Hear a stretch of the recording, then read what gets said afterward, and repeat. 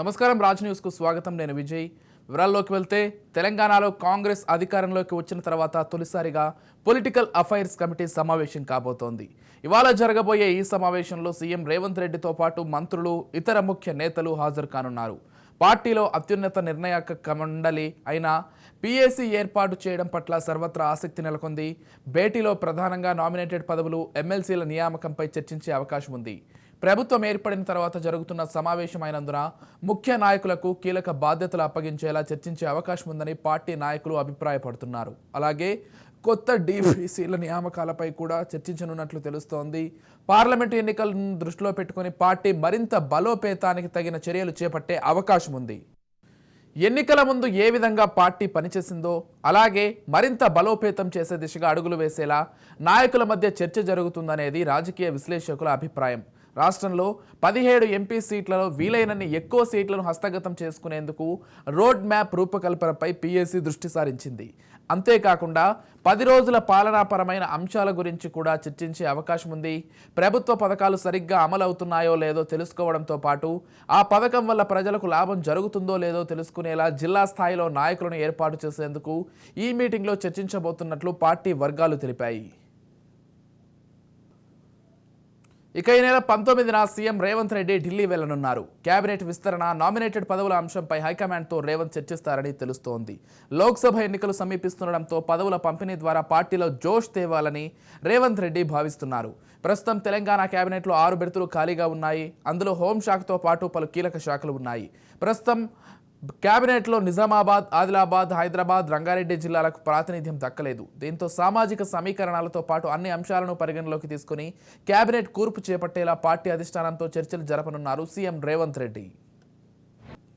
Right, మొత్తంగా Congress party ఇప్పుడు MP స్థానాలకు సంబంధించి పూర్తి ఫోకస్ పెట్టినట్లుగా తెలుస్తోంది. ఇదే నేపథ్యంలో ఒక మీటింగ్ను కూడా ఏర్పాటు చేసుకుని భవిష్యత్తు కార్యాచరణకు సంబంధించి కూడా పూర్తి స్థాయిలో చర్చించనున్నట్లుగా కూడా తెలుస్తోంది. ఇదే అంశానికి సంబంధించి మరింత సమాచారం అందించడానికి మా ప్రతినిధి విక్రాంత్ ఫోన్ ద్వారా సిద్ధంగా ఉన్నారు. రైట్, చెప్పండి విక్రాంత్.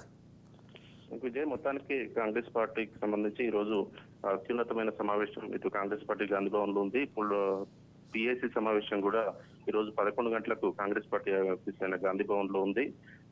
ఇటు కాంగ్రెస్ ప్రభుత్వం వచ్చిన తర్వాత కూడా మొదటిసారిగా పిఏసీ సమావేశం జరుగుతా ఉంది. మొదటిసారి జరుగుతున్న నేపథ్యంలో కొంత ఆసక్తిగా ఉంది. గతంలో పిఏసీ సమావేశాలు జరిగినప్పటికీ ఎన్నికల్లో ఎలాంటి వ్యూహాలు రచించాలి, ఎన్నికల్లో ఎలా గెలవాలి, అధికారంలోకి ఎలా రావాలనే విషయం మీద పిఏసీ సమావేశాలు ఏర్పాటు చేసుకున్నారు. ప్రభుత్వంలోకి వచ్చిన తర్వాత మొట్టమొదటి సమావేశం మాత్రం ఈ రోజు జరగబోతోంది. కొన్ని ఓటమిల నేపథ్యంలో కూడా గెలిచిన దగ్గర ఎలాంటి వ్యూహాలు రచించారు, ఓటమి దగ్గర ఎందుకు ఓటమి జరిగింది అనే దాని మీద కూడా అంచనా వేసే అవకాశం కనిపిస్తుంది. మరోసారి ఇటు మార్చి, ఏప్రిల్ లో కూడా ఇటు పార్లమెంట్ సమావేశాలు జరగనున్న నేపథ్యంలో కూడా పార్లమెంట్ స్థానాలన్నీ కూడా కైవసం చేసుకోవాలనే ఉద్దేశంతో కాంగ్రెస్ పార్టీ ఉంది. మరోవైపు రానున్న గ్రేటర్ ఎలక్షన్లు ఉద్దేశం పెట్టుకుని కూడా గ్రేటర్ లో ఏ ఒక్క సీటు కూడా ఎమ్మెల్యే సీటు ఇటు కాంగ్రెస్ పార్టీ గెలుచుకోలేదు. దీంతో గ్రేటర్ కి సంబంధించి ఒక మంత్రివర్గంలోకి ఒకరిని తీసుకోవాలనే ఆలోచనలో కూడా కాంగ్రెస్ పార్టీ ఉంది. దాని ద్వారా గ్రేటర్ హైదరాబాద్ లో కూడా పార్టీ బలోపేతం అయ్యే అవకాశం ఉంటుందన్న నేపథ్యంలో కూడా గ్రేటర్ కి సంబంధించి కూడా చర్చ జరిగే అవకాశం కనిపిస్తుంది. మరోవైపు ఇప్పటికే నామినేటెడ్ పోస్టులకు సంబంధించి కార్పొరేషన్ చైర్మన్లు గత ప్రభుత్వానికి సంబంధించిన 54 మంది కార్పొరేషన్ చైర్మన్లు కూడా ఖాళీ అయిన నేపథ్యంలో కూడా దానికి సంబంధించి ఎవరికి పదవులు ఇవ్వాలి, 54 కార్పొరేషన్లకు సంబంధించి అనే దాని మీద కూడా చర్చ జరిగే అవకాశంతో కనిపిస్తోంది.